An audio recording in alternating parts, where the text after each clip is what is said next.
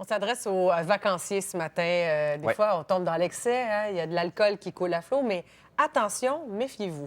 Les assureurs, hein, c'est Ouais. ça le problème. Et c'est une histoire du Journal de Montréal ce matin. Mario Kennel qui est allé se faire griller dans le sud. Et l'homme de 35 ans a fait une chute de 3 étages alors qu'il se trouvait sur un balcon à Cuba. Et en plus d'être inconscient pendant 6 jours, il a subi de multiples fractures à la hanche, à la mâchoire et au poignet gauche.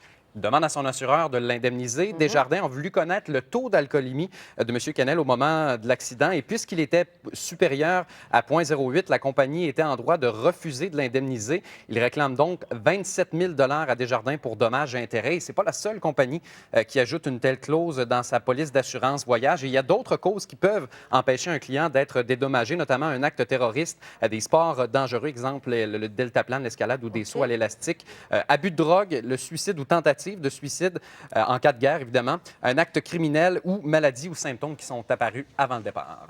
Informez-vous et Faire attention. ayez des comportements responsables.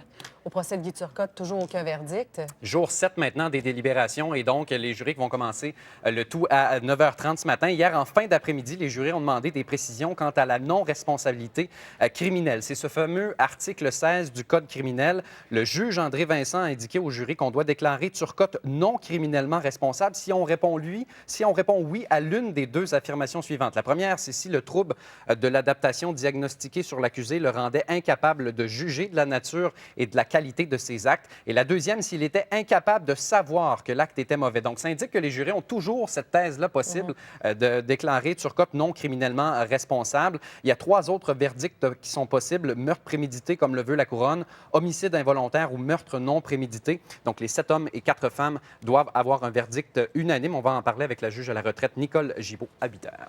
On souligne aujourd'hui le 26e anniversaire de la tragédie de Polytechnique. Oui, 6 décembre 1989. Donc, il y a un rassemblement à la mémoire des 14 victimes qui aura lieu dimanche au chalet du Belvédère du Mont-Royal en présence du premier ministre Justin Trudeau. La Ville de Montréal a lancé un appel aux citoyens pour qu'ils participent à l'événement qui va se dérouler à compter de 17 heures. Et pour une deuxième année, il y a 14 faisceaux lumineux qui seront visibles dans le ciel de la métropole entre 17 heures et 22 heures. La Ville a aussi procédé cette semaine à la distribution de plusieurs centaines de rubans blancs qu'on a donnés donc aux employés municipaux. On les invite à les porter en signe de solidarité pour une société sans violence faite aux femmes.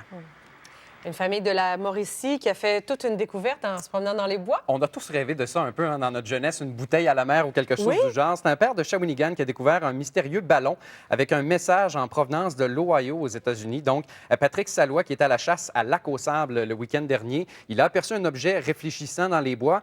C'était un ballon argenté avec une note attachée à sa corde. On peut y lire en anglais. On ne sait pas exactement pourquoi on écrit cette lettre. On croyait simplement que ce serait une idée amusante. Peu importe qui tu es, si tu trouves ce message, tu es extraordinaire.